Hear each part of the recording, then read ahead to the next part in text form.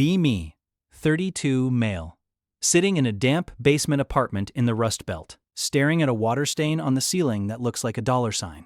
Let me tell you how I turned a dynasty into dust. Father was a titan of local industry, owned a precision manufacturing plant, made parts for aerospace and defense contracts. Old money by town standards. He worked 14 hours a day, grease under his fingernails, smell of machine oil permanently etched into his skin. I grew up hating it. Hated the noise. Hated the blue-collar workers. Hated the small-town mindset. Went to business school in the city, learned about scaling, leverage, and disruption. Dad passed away from a heart attack 3 years ago. Left me everything. The factory, the land, the accounts, the legacy. I was 29 and suddenly worth 8 figures on paper. Returned home for the funeral. Looked at the factory floor, saw outdated machines and tired workers. Saw a boomer business waiting to die. Decided I was too smart for manufacturing. Why make physical things when you can move digital assets? The foreman, old Mike, tried to talk to me. Said we had contracts pending renewal.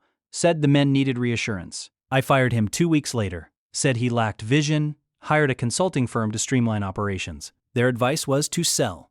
Real estate market was hot. Developers wanted the land for condos. Competitors wanted the client list. I saw dollar signs. Huge ones. Liquidated the company piece by piece. Sold the heavy machinery for scrap value just to move it fast. Sold the land to a commercial developer.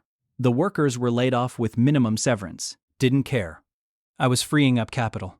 Walked away with $12 million cash after taxes and debts.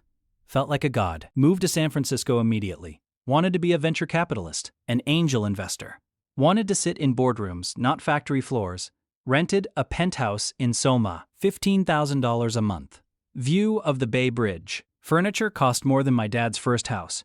Bought a Tesla Plaid. Bought bespoke suits I had nowhere to wear. Started hanging out at exclusive tech mixers. Met a guy named Julian.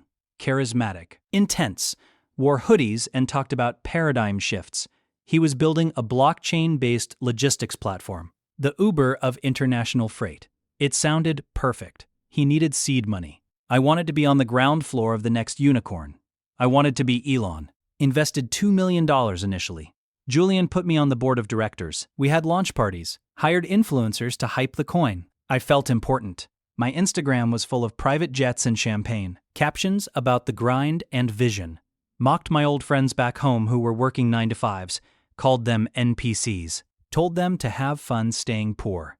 The high lasted about 18 months. Lifestyle creep is a real killer.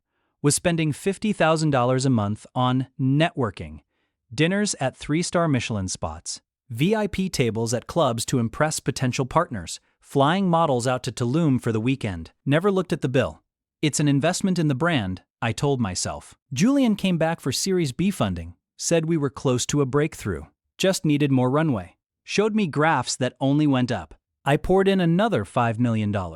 Over half my net worth was now in this startup. The rest was bleeding out through my Amex Black Card. Then, the crypto winter hit. Market crashed. Investors got spooked. I called Julian. He didn't answer. Went to the office. Doors were locked. Landlord was there putting up eviction notices. Turns out, there was no logistics platform. The code was garbage. The partnerships were fake.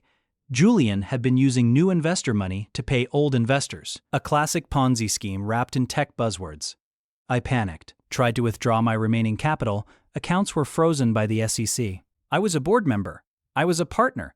That meant I was liable. Lawyers descended like vultures. Civil suits from smaller investors. Federal investigation into fraud. My assets were seized. The Tesla, the watches, the bank accounts. Had to hire a criminal defense attorney. He charged $800 an hour.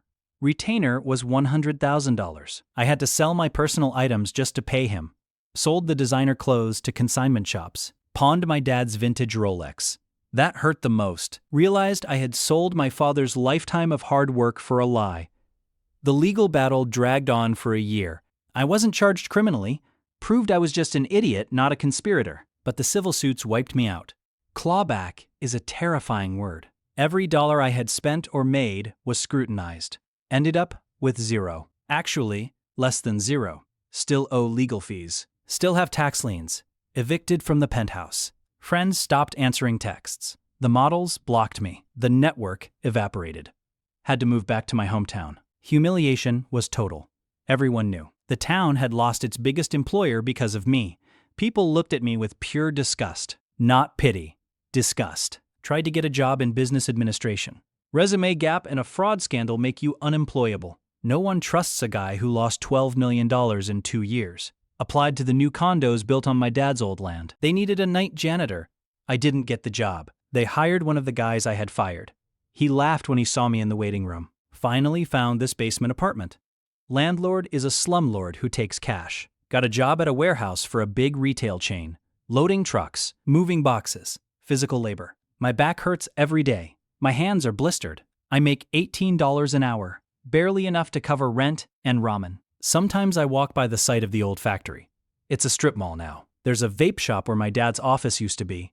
A yoga studio where the milling machines sat. I stand there and look at the pavement. Remember how I thought I was too good for this town? Thought I was a financial genius? Thought passive income was the only way. Now I realize the value of actual work, of building something real. But it's too late. The legacy is dead. The money is gone. I am a cautionary tale told in local bars. Don't be like him.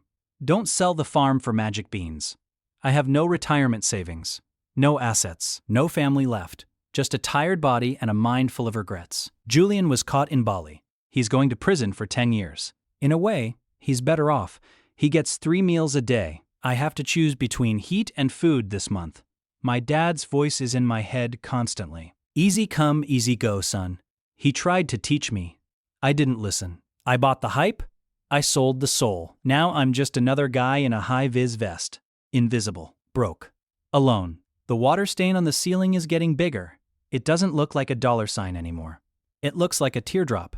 Back to work in 4 hours. Need to sleep, but the silence is too loud.